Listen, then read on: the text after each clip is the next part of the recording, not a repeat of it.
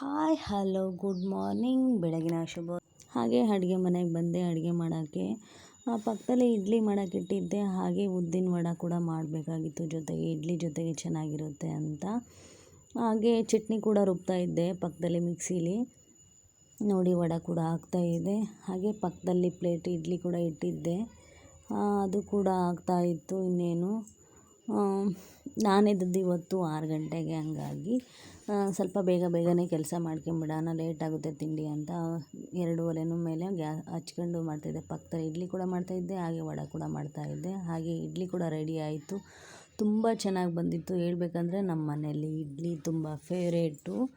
ಯಾಕಪ್ಪ ಅಂದರೆ ಇಡ್ಲಿ ತುಂಬ ಚೆನ್ನಾಗಿರುತ್ತೆ, ಅದೇನೋ ಗೊತ್ತಿಲ್ಲ. ನಮ್ಮ ಮನೆಗೆ ಎಲ್ಲರೂ ಇಷ್ಟಪಟ್ಟು ತಿನ್ನೋದಂದರೆ ಇಡ್ಲಿ ಒಂದೇ ನಾವು ಜಾಸ್ತಿ ಇಷ್ಟಪಟ್ಟು ತಿನ್ನೋದು. ಇಡ್ಲಿದು ದೋಸೆ ಅಷ್ಟೊಂದು ತಿನ್ನಲ್ಲ. ಇಡ್ಲಿ ಅಂತೂ ಮತ್ತೆ ಇನ್ನೊಂದು ಪ್ಲೇಟ್ ಕೂಡ ಇಡ್ಲಿ ಇಡಬೇಕಾಗಿತ್ತು ಬಾಕ್ಸಿಗೆ. ಅದು ನನ್ನ ಮಕ್ಕಳಿಗೆ ಊಟಕ್ಕೆ ಕೊಟ್ಟೆ, ಅವ್ರಿಗೆ 2 ಇಟ್ಕೊಟ್ಟೆ, ತಿಂದರು. ಮತ್ತು ಇನ್ನೊಂದು ಪ್ಲೇಟ್ ಇಟ್ಟರೆ ಅವ್ರಿಗೆ ಬಾಕ್ಸಿಗೆ ಆಗುತ್ತೆ ಬೆಳಗ್ಗೆಗೆ ಅಂತ ಇಟ್ಟೆ. ಆಮೇಲೆ ನಮ್ಮ ಮನೆಯವ್ರಿಗೆ ಹಾಕ್ಕೊಟ್ರಾಯ್ತು ಬಿಸಿ ಬಿಸಿದು. ಅವ್ರನ್ನ ಸ್ಕೂಲಿಗೆ ಬಿಡೋಕೆ ಹೋಗ್ಬೇಕಾದ್ರೆ ಅಷ್ಟೊತ್ತಿಗೆ ಬರೋದ್ರೊಳಗೆ ನಾನು ಇಡ್ಲಿ ಮಾಡಿ ಇಟ್ಬಿಡ್ತೀನಿ. ನೋಡಿ, ಹಾಗೆ ಪುಳಿಯೋಗರೆ ಕೂಡ ಆಗಿತ್ತು, ಮತ್ತು ಇಡ್ಲಿ ಮತ್ತು ಇನ್ನೊಂದು ಪ್ಲೇಟ್ ಇಡಬೇಕಾಗಿತ್ತಲ್ವ, ಹಂಗೆ ಹಾಕಿಟ್ಟಿದ್ದೆ ನಾನು. ಚಟ್ನಿ ಕೂಡ ಆಗಿತ್ತು, ಜೊತೆಗೆ ಸಾಂಬಾರು ಕೂಡ ಮಾಡಿದ್ದೆ. ಅವ್ರನ್ನ ಸ್ಕೂಲಿಗೆಲ್ಲ ಹಾಗೆ ಮಕ್ಕಳನ್ನೆಲ್ಲ ಸ್ಕೂಲಿಗೆ ಕಳಿಸಿ ಆಮೇಲೆ ನಮ್ಮ ಮನೆಯವ್ರನ್ನೂ ಕೂಡ ಕಳಿಸ್ದೆ. ಹಾಗೆ ರೂಮಿಗೆ ಬಂದೆ. ಫಸ್ಟ್ ಅವ್ರ ರೂಮಿಗೆ ನಾನು ಬರೋದು. ಅವ್ರ ಬುಕ್ಕ, ಪೆನ್ಸಿಲು ಎಲ್ಲನೂ ರಾಶಿ ಇರುತ್ತೆ, ಅದನ್ನೆಲ್ಲ ನೀಟಾಗಿ ಜೋಡಿಸ್ತಾ ಇದ್ದೀನಿ ನೋಡಿ. ಬೆಡ್ಶೀಟ್ ಕೂಡ ಹಂಗೆ ಹಾಕಿರ್ತೀನಿ ನಾನು, ಬೆಳಗ್ಗೆ ಮಡ್ಚಿಟ್ಟಿರಲ್ಲ, ಹಂಗೆ ಮಂಚದ ಮೇಲೆ ತಂದು ಹಾಕಿರ್ತೀನಿ. ಹಂಗಾಗಿ ಬೆಡ್ಶೀಟ್ ಕೂಡ ಈಗ ಮಡಗ್ತಾ ಇದ್ದೀನಿ.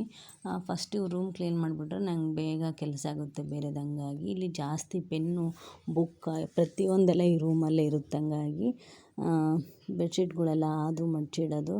ಹಾಗೆ ಬುಕ್ಕ ಕೂಡ ಇದ್ದು, ಸ್ವಲ್ಪ ಬಟ್ಟೆ ಕೂಡ ಇದ್ವು, ಅವನ್ನೆಲ್ಲ ನೀಟಾಗಿ ಎಸಿಗೆ ಹಾಕಿದೆ. ನಮ್ಮ ಮನೆಯವರು ಕೆಳಗಡೆ ಇದ್ವು ಅಂತ.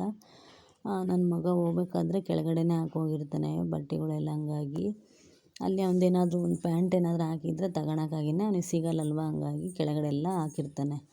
ಹಾಗೆ ಬುಕ್ಕಗಳು ಕೂಡ ತುಂಬ ಇದ್ವು, ಯಾವ್ಯಾವ ಬೇಕು ಅವನ್ನೆಲ್ಲ ತೆಗೆದು ಮೇಲ್ಗಡೆ ಇಡ್ತಾಯಿದ್ದೀನಿ. ಮತ್ತು ಸಂಜೆ ಕೂಡ ಬಂದು ಹಂಗೆ ಇಡ್ತಾರೆ, ಆದರೂ ಬೆಳಗ್ಗೆ ನೀಟ್ ಮಾಡ್ತೀನಿ, ನನ್ನ ಕೆಲಸ ಅಲ್ವ ಅದು, ಹಂಗಾಗಿ ಅಂತ. ಬುಕ್ಕುಗಳು ಮತ್ತು ಬೆಡ್ಡೆಲ್ಲ ನೀಟಾಗಿ ಮಾಡಿ ಆಮೇಲೆ ನೆಲ ಒರೆಸ್ಬಿಟ್ರೆ ಆಯಿತು. ಕಸ ಹೊಡೆದು ನೆಲ ಒರೆಸಿದ್ರೆ ಬೇಗ ಕೆಲಸ ಆಗುತ್ತೆ ಅಂತ. ನೋಡಿ, ಇನ್ನೇನು ಈ ರೂಮ್ ಕ್ಲೀನ್ ಆಯಿತು. ಹಾಗೆ ಇಡ್ಲಿ ಮಾಡಿದ್ದಲ್ವ, ತುಂಬ ಪಾತ್ರೆಗಳಿದ್ವು. ಪಾತ್ರೆ ತೊಳೆಯೋದೇ ಸ್ವಲ್ಪ ಲೇಟ್ ಆಯಿತು. ನಾನು ಸಿಂಕಲ್ಲೆಲ್ಲ ತೊಳಿಲಿಲ್ಲ ಇವತ್ತು, ತುಂಬ ಹೊರಗಡೆನೇ ನಲ್ಲಿ ಹತ್ರ ತೊಳೆದೆ ಇವತ್ತು. ಜಾಸ್ತಿ ಇದ್ವಲ್ಲ, ಹಂಗಾಗಿ ಪಾತ್ರೆಗಳನ್ನ ಕೂತ್ಕೊಂಡು. ನಾನು ಜಾಸ್ತಿ ಏನಾದರೂ ಪಾತ್ರೆಗಳಿದ್ದರೆ ಅಲ್ಲೇ ತೊಳಿತೀನಿ, ನಿಂತ್ಕೊಂಡೆಲ್ಲ ತೊಳೆಯೋಕ್ಕಾಗಲ್ಲ, ಕಾಲು ನೋವೆಲ್ಲ ಬಂದುಬಿಡುತ್ತೆ ಅಂತ. ಹಂಗಾಗಿ ಪಾತ್ರೆಗಳೆಲ್ಲ ತೊಳೆದ ತಕ್ಷಣವೇ ನಾನು ನೀಟಾಗಿ ಜೋಡಿಸಿಟ್ಬಿಡ್ತೀನಿ, ಇಲ್ಲಾಂದರೆ ಮತ್ತೆ ಅದು ಒಂದು ಕೆಲಸ ಆಗುತ್ತಲ್ಲ ಅಂತ.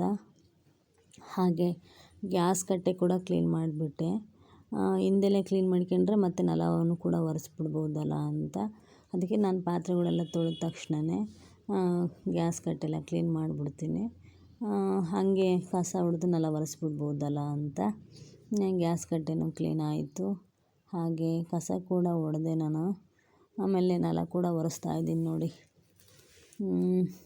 ನೆಲ ಒರೆಸೋದು ಸ್ವಲ್ಪ ಜಾಸ್ತಿಯೇ ಟೈಮ್ ತಗೊಂತು. ಹಾಗೆ ಕೊತ್ತಂಬರಿ ಸೊಪ್ಪು ತಗೊಂಡು ಬಂದಿದ್ದರು ಬೆಳಿಗ್ಗೆ, ಇರಲಿಲ್ಲ ಅಂತ ಅದನ್ನು ನೀಟಾಗಿ ಸೋಸಿಡ್ತಾಯಿದ್ದೀನಿ ಅದರಲ್ಲೆಲ್ಲ. ಮತ್ತು ಡೈಲಿ ಬೆಳಿಗ್ಗೆ ತಿಂಡಿಗೆ ತಗೊಳಕ್ಕಾದ್ರೆ ಆವಾಗ ನೀಟ್ ಮಾಡ್ಕೊಳಕ್ಕಾಗಲ್ಲ ಅಂತಲೇ ನಾನು ಈಗೆಲ್ಲ ಸಪ್ರೇಟಾಗಿ ನೀಟಾಗಿ ತೆಗೆದು ಇಡ್ತೀನಿ.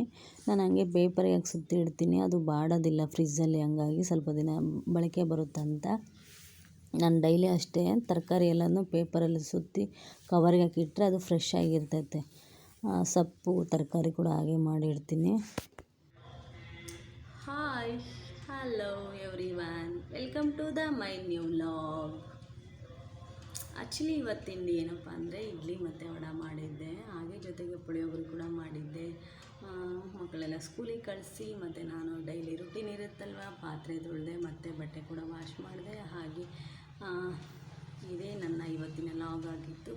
ಯಾರೆಲ್ಲ ನನ್ನ ವಿಡಿಯೋ ನೋಡ್ತಾ ಇದ್ದೀರಾ ಪ್ಲೀಸ್ ಸಬ್ಸ್ಕ್ರೈಬ್ ಆಗಿ, ಹಾಗೆ ಲೈಕ್ ಮಾಡಿ. ನಾಳೆ ವಿಡಿಯೋದಲ್ಲಿ ಸಿಗ್ತೀನಿ, ಬಾಯ್.